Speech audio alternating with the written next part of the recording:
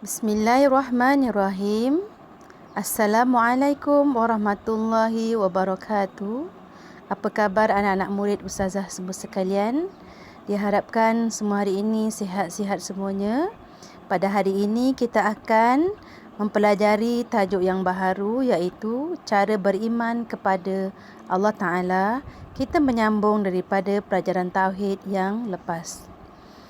Bagaimanakah kita ingin mengetahui cara beriman kepada Allah Ta'ala, iaitu yang pertama, iaitu kita meyakini dan membenarkan kewujudan Allah Ta'ala sepenuhnya di dalam hati. Kita percaya kepada Allah Ta'ala bermakna kita mempercayai bahawa Allah itu wujud sepenuhnya dalam hati kita, bahawa kita meyakini bahawa Allah itu ada, walaupun kita tidak nampak di mana dan bagaimana keadaan Allah Ta'ala. Kita wajib meyakini sepenuhnya di dalam hati bahawa Allah itu wujud seperti mana segala firman-Nya, segala kalimahnya ada terpapar di dalam Al-Quran. Jadi kita tidak boleh secara ragu-ragu mengatakan Allah tiada, mengatakan Allah itu ada seperti mana makhluk-makhluk yang lain, mengatakan Allah itu ada seperti mana Tuhan berhala. Orang-orang kafir, kita tak boleh berpendapat begitu dan tidak boleh mempercayai begitu. Maka kita kena faham bahawa Allah itu wujud yang mana kita kena percaya sepenuh hati kita. Walaupun dia tidak sama seperti makhluk yang diciptakan. Kita tidak boleh membayangkan Allah Ta'ala itu ada seperti mana makhluk yang diciptakan. Baiklah, bagaimana kita nak meyakininya? Iaitu Allah telah menciptakan kita, Allah telah menciptakan alam ini, yang mana Ustazah dah terangkan pada pertemuan yang lepas.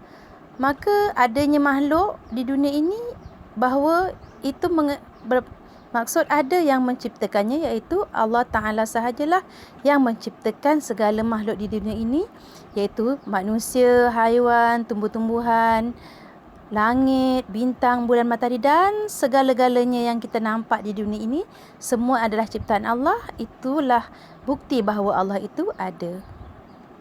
Baiklah, yang kedua, cara kita beriman kepada Allah Ta'ala, cara kita percayai Allah Ta'ala.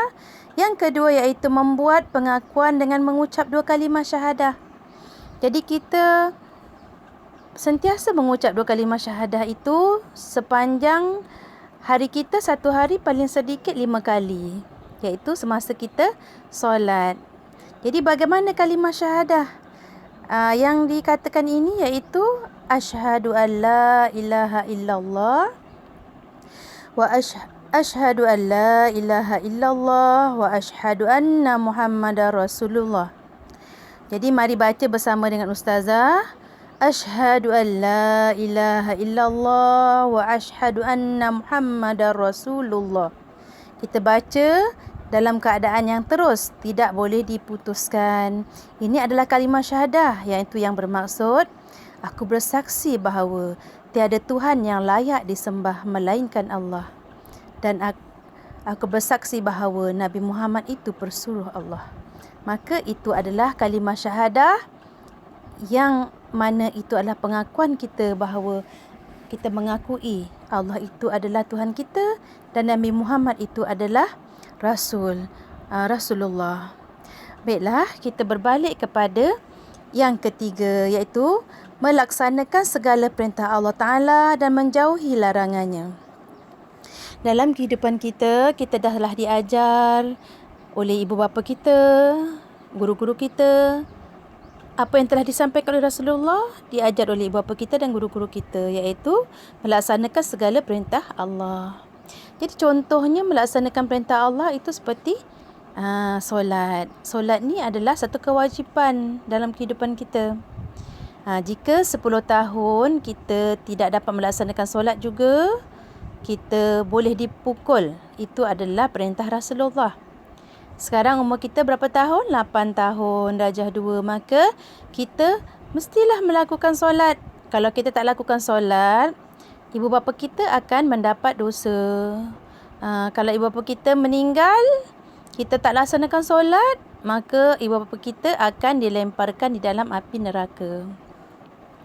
Jadi tanda kita beriman kepada Allah Ta'ala, kita lakukan dia perintahnya, iaitu yang terutama sekali iaitu melakukan solat. Kerana solat ni adalah satu kewajipan bagi semua umat Islam.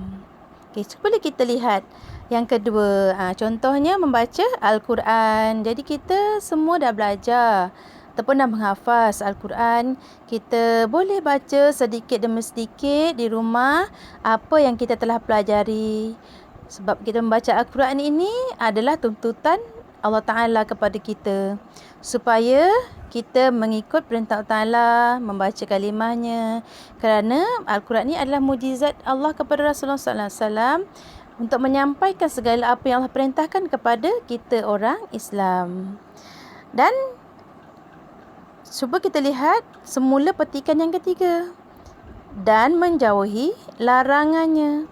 Maka setiap larangan Allah Ta'ala kita kena jauhi. Yang Rasulullah tak buat, kita tak boleh buat. Contohnya dalam kehidupan kita, contohnya iaitu pergaduhan. Pergaduhan ni kita tak diperintahkan untuk bergaduh. Allah tak perintahkan kita untuk bergaduh. Rasulullah tak ajar bergaduh. Maka kita kena jaga kita punya tingkah laku supaya menjauhi setiap larangan Allah Ta'ala. Selain daripada pergaduhan, apa dia? Iaitu mencuri, kemudian berjudi, kemudian selain daripada itu, larangan Allah, meninggalkan solat. Itu semua adalah larangan Allah. Meninggalkan puasa. Tidak lama lagi kita akan menemui bulan puasa, bulan Ramadan. Maka kita diperintahkan untuk berpuasa. Kita jauhilah perangai yang tidak suka berpuasa. Kita tak berpuasa tu adalah kita telah melakukan perkara yang telah dilarang oleh Allah kalau kita tak berpuasa. Jadi itu sahaja penerangan yang Ustazah buat pada hari ini. Kita ulang semula sekali lagi, iaitu cara beriman kepada Allah Ta'ala ikut bersama-sama dengan Ustazah. 1.